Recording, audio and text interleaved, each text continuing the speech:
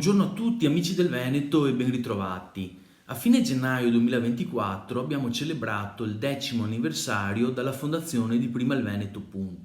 Movimento indipendentista veneto che è rimasto fedele e coerente al principio di libertà e autodeterminazione del popolo veneto. Prima il Veneto è un movimento formato da uomini e donne, lavoratori, imprenditori e intellettuali che, mossi dall'immenso amore per il Veneto, cercano di dare il loro contributo per migliorare le cose.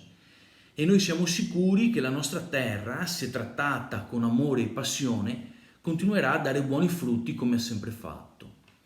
Con la pacatezza dei toni e il rispetto per tutte le persone e per tutti i gruppi che da sempre ci contraddistinguono, vogliamo cogliere questa occasione per condividere con voi un commento tecnico su quanto accaduto recentemente al Senato della Repubblica. Allora, in molti forse avranno esultato perché credono che quel voto significhi finalmente autonomia per il Veneto, come legalmente richiesto da oltre 2 milioni di elettori veneti il 22 ottobre del 2017, quindi quasi ormai 7 anni fa. Ecco, purtroppo non c'è niente vero e adesso vedremo anche perché. L'approvazione del disegno di legge Calderoli in realtà, secondo noi, è una farsa colossale che dà inizio ad un lunghissimo procedimento burocratico che coinvolge da una parte il Senato e la Camera, dall'altra il Governo, il Presidente del Consiglio, il Consiglio dei Ministri e tutte le regioni. Attenzione, tutte le regioni, anche a quei che non ha richiesto l'autonomia, chissà perché, no?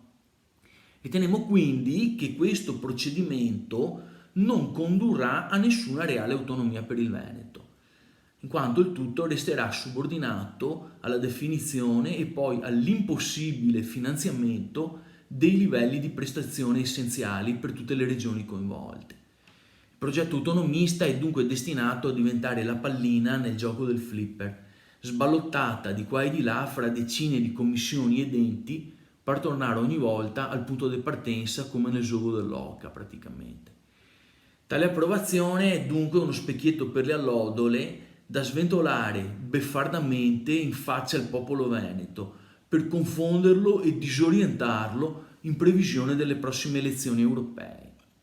Con questo video, noi di Prima il Veneto, iniziamo una serie di brevi videoclip focalizzate sui problemi del Comune di Venezia e delle varie municipalità, in previsione anche delle prossime elezioni amministrative.